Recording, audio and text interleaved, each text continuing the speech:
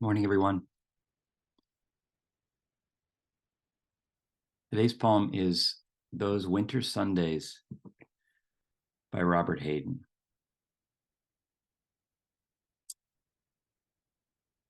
Those winter Sundays. Sundays, too, my father got up early and put his clothes on in the blue-black cold. Then with cracked hands that ached from labor in the weekday weather made banked fires blaze. No one ever thanked him. I'd wake and hear the cold splintering, breaking. When the rooms were warm, he'd call, and slowly I would rise and dress, fearing the chronic angers of that house, speaking indifferently to him, who had driven out the cold and polished my good shoes as well. What did I know? What did I know of love's austere and lonely offices? And here it is a second time, those winter Sundays. Sundays, too, my father got up early and put his clothes on in the blue-black cold. Then with cracked hands that ached from labor in the weekday weather, made banked fires blaze. No one ever thanked him. I'd wake and hear the cold splintering, breaking. When the rooms were warm, he'd call, and slowly I would rise and dress, fearing the chronic angers of that house, speaking indifferently to him, who had driven out the cold and polished my good shoes as well. What did I know? What did I know of love's austere and lonely offices? Just take a comfortable seat.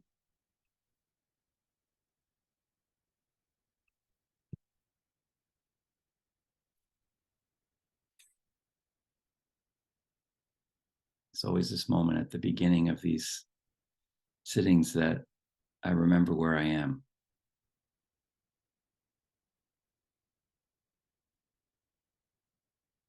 Letting people into the room and reading the poem.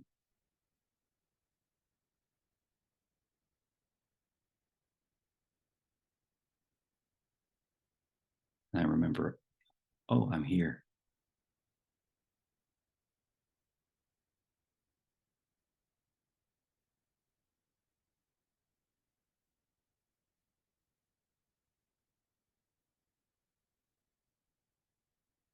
Lengthening the neck.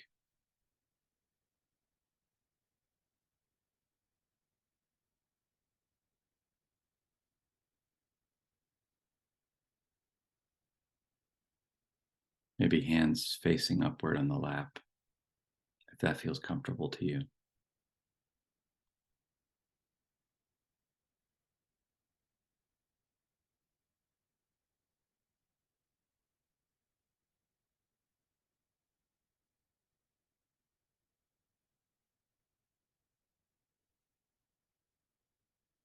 Relaxing the shoulders, softening the belly.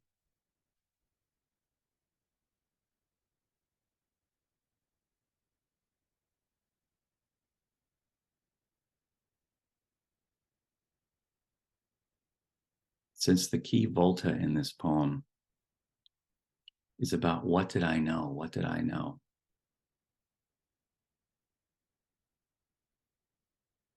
Take a second to appreciate whatever parts of you aren't hurting.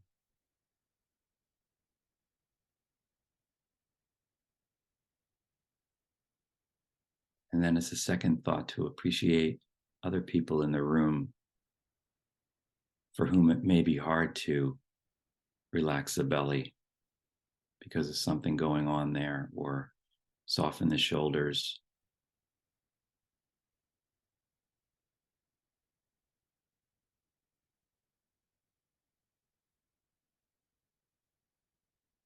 What did I know? What did I know? Just thinking about everyone in the room doing the best they can.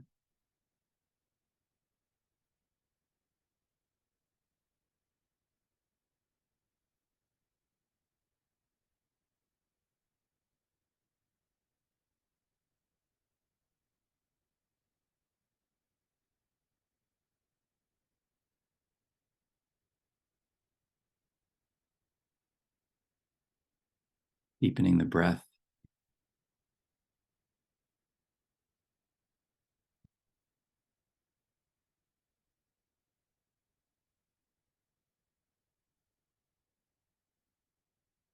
Three counts in,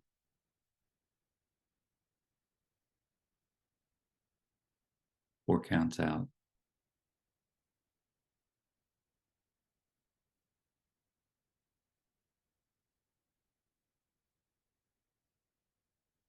What did I know? Maybe it's hard for some to take those deep breaths.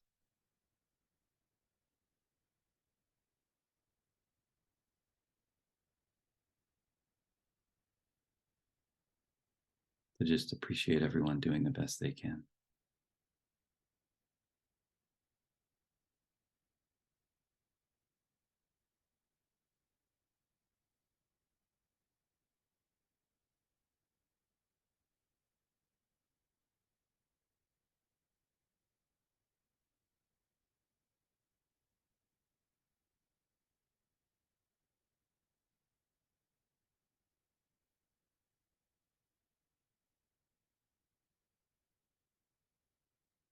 And then just softening the muscles of the face.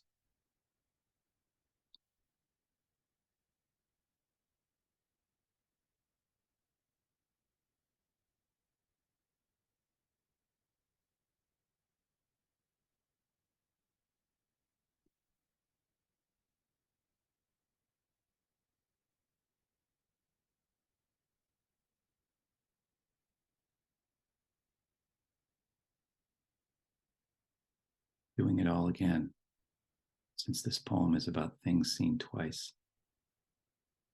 Lengthening the neck.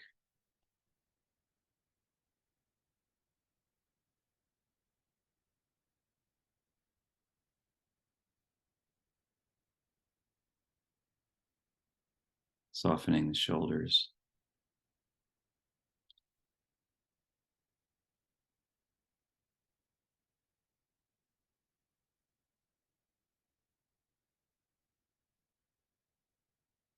Feet flat and a right angle. The knees.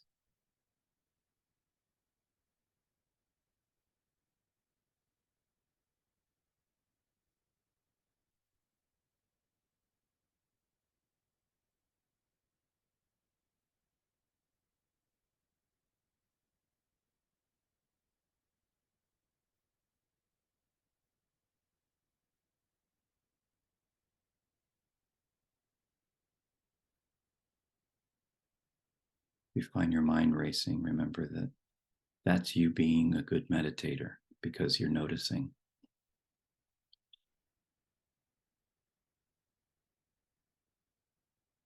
Eventually, it's going to slow down.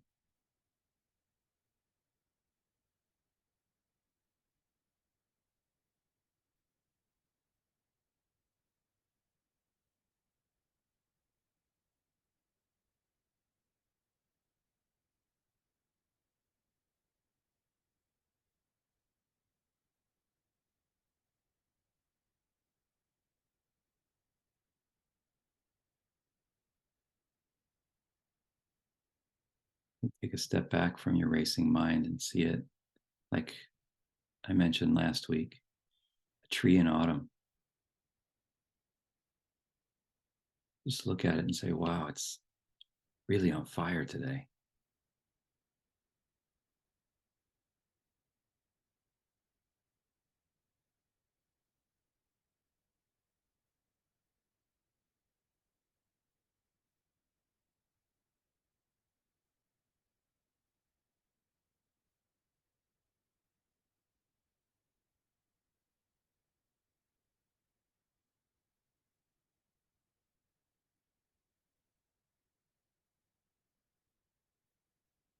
Maybe just play in the leaves.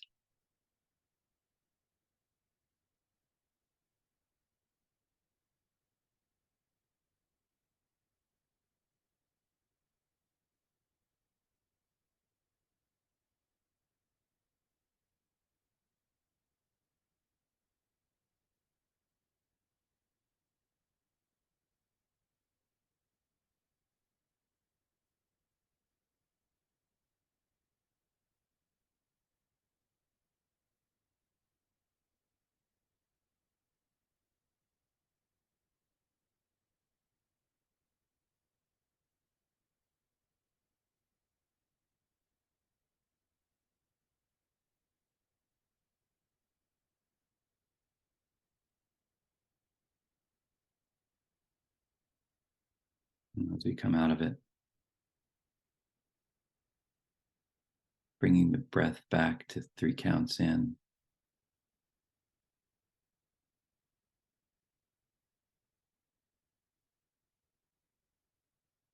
4 counts out.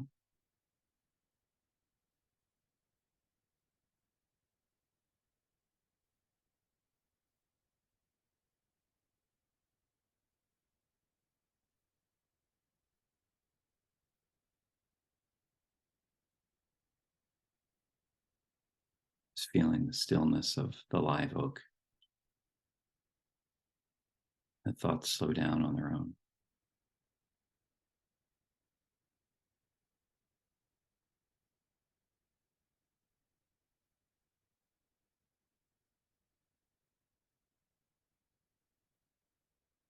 Those winter Sundays.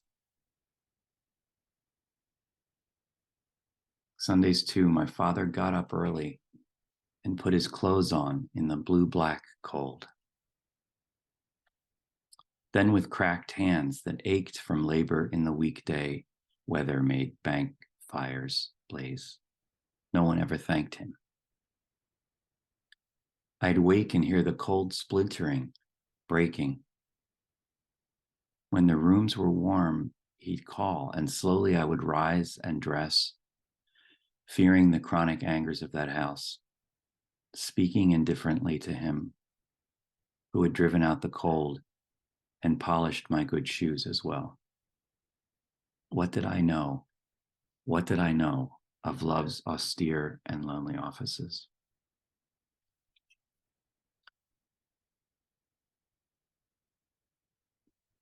I've made it kind of hard on myself today because this is a poem that is very near and dear to my heart. I've written several responses to it over my own poetry career. And I think it's a poem that I return to in cycles as I grow older, because it's a poem about revisiting and reseeing and revisiting and reseeing. Even the last volta of it, what did I know? What did I know? Is a little reminiscent of frosts and miles to go before I sleep and miles to go before I sleep. But we'll talk about that. So Robert Hayden was an African-American poet who lived from 1913 until 1980. And he wrote this poem in 1966, so he was a poet of middle age and already well established. He was writing it, we can infer from the poem, after the person whom it's about has passed, and there's no way that he can make amends with that person, even though it seems that they were a difficult person. It's an alternative poem to the poem of the mother, Iris Cleroux's poem, which we talked about earlier this semester. In this one, the child speaks back to the parent. He grew up in the house of a foster parent, William Hayden, whose name he took. He was marginalized. He was a Black poet before the Civil Rights Movement. He studied at the University of Michigan with Auden, but in the 1930s. So it must have been difficult to establish his career in those early years. I love this poem because when I talk about it with students, we look at the content of it and they say, oh, this was a difficult house. And then we look at this sudden shift at the end, which is called the volta in the poem, or the turn, where he says, what did I know? What did I know of love's austere and lonely offices? We spend a lot of time talking about the word office because it's a strange word for a love poem. An office is a responsibility. An office is a place where you go to remove yourself from the home. It's usually a position held that you take on as service and not because it's fun. So offices have something very cold about them, distant and removed. And to use this word in the context of love is really kind of radical. But it's his way in. It's his way to look at this father figure and to see the love behind the surface of the memory, which is very splintering and cold and bruise-like. To see the love, he has to look at it from another angle, and it's the angle of the offices of love. So that's an amazing thing about the poem. But what really comes alive for the students is when we start talking about it as a sonnet. It's 14 lines. It has that sonnet quality. It's got a problem, and then it has a final couplet that resolves the problem. The resolution is really, I knew nothing about the truth of what was happening there. And now I have the chance to look at it again.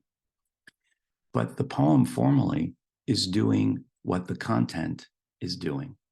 The content is saying, I didn't know what was really going on, but now that I look at it again, I can see the form underneath the surface. And the poem hides its sonnet qualities from us because it doesn't rhyme and it doesn't have strict iambic pentameter like most sonnets do, which shout their existence immediately when we start reading them. When I have fears that I may cease to be. This one is very quiet about its sonnetness, and we don't discover it until later. So we discover the beauty of the poem the second time we look at it. And it's been that way for this poem for me since I first read it as the son 30 years ago, 35 years ago.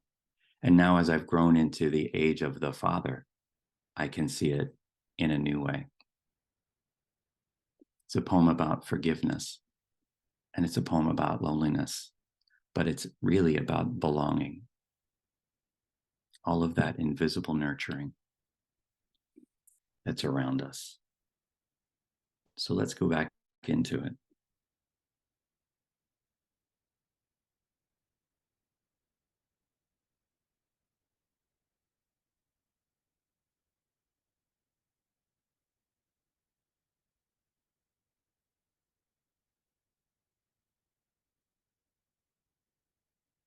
And maybe think of a beloved in your life, either from childhood or young adulthood,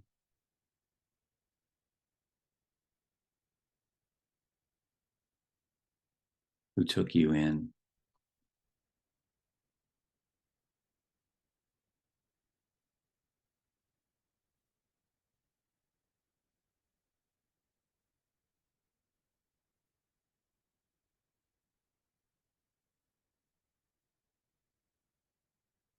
what offices were at work there.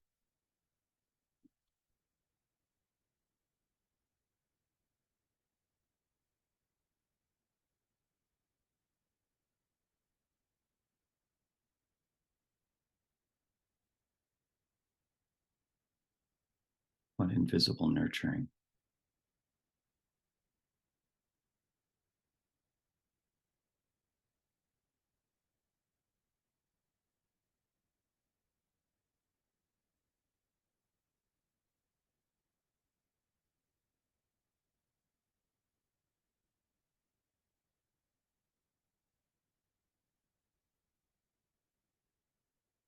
And you see the sonnet.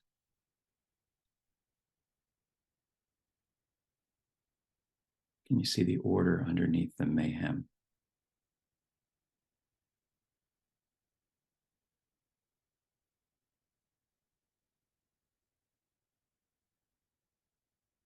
That childhood or of that beloved's efforts.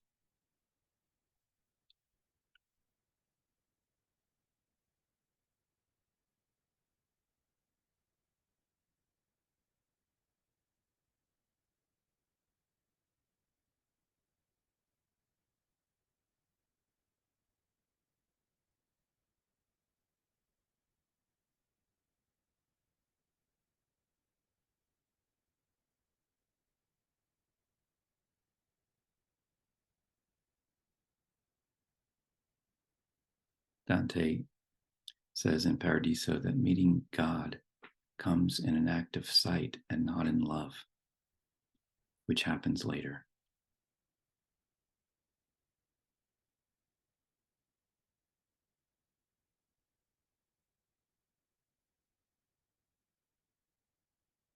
Merely seeing, oh, this is a sonnet, made me fall in love with that poem.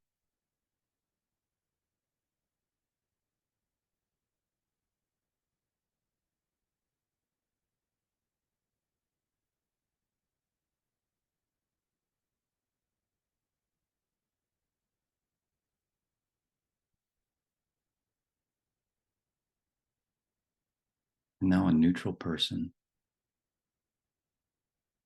which makes it a little more difficult. Think about somebody who prepares something for you in your life or at work.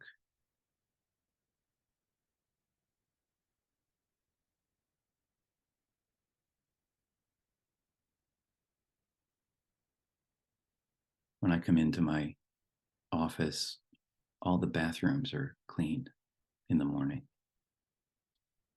Somebody was there doing that work. What did I know about that?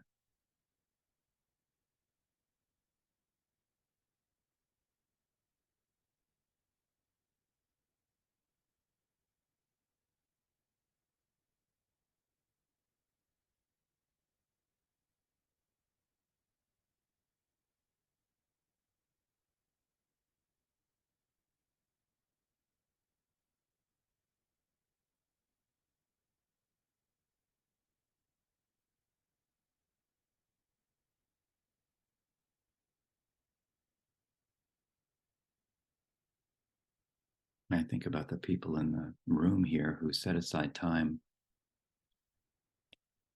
on a Friday morning to hold together this space.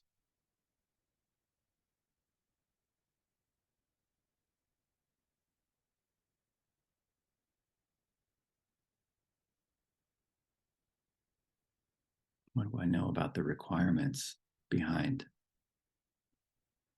this gathering?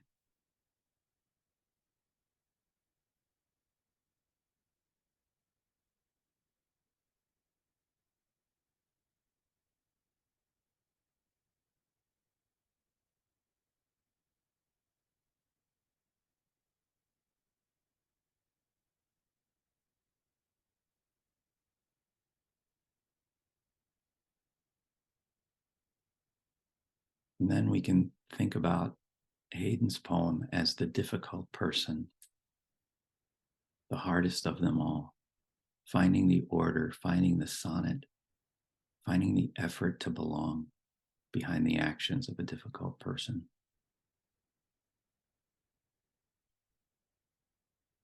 Not a terrifying person, don't go there, but just a person with whom there isn't great harmony between you and them.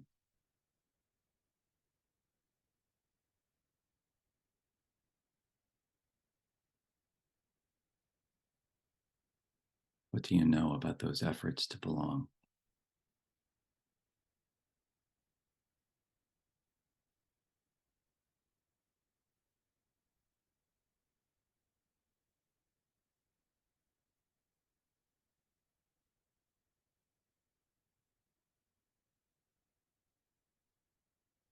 Those Winter Sundays by Robert Hayden.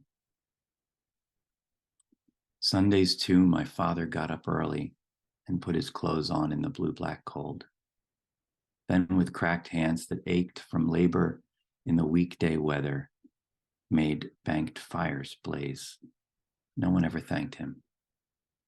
I'd wake and hear the cold splintering, breaking. When the rooms were warm, he'd call, and slowly I would rise and dress, fearing the chronic angers of that house, speaking indifferently to him, who had driven out the cold and polished my good shoes as well. What did I know? What did I know of love's austere and lonely offices? Thank you, everyone. Wonderful to see Thank you all. David. Yeah. Thanks, Stephanie. Thanks, Melissa.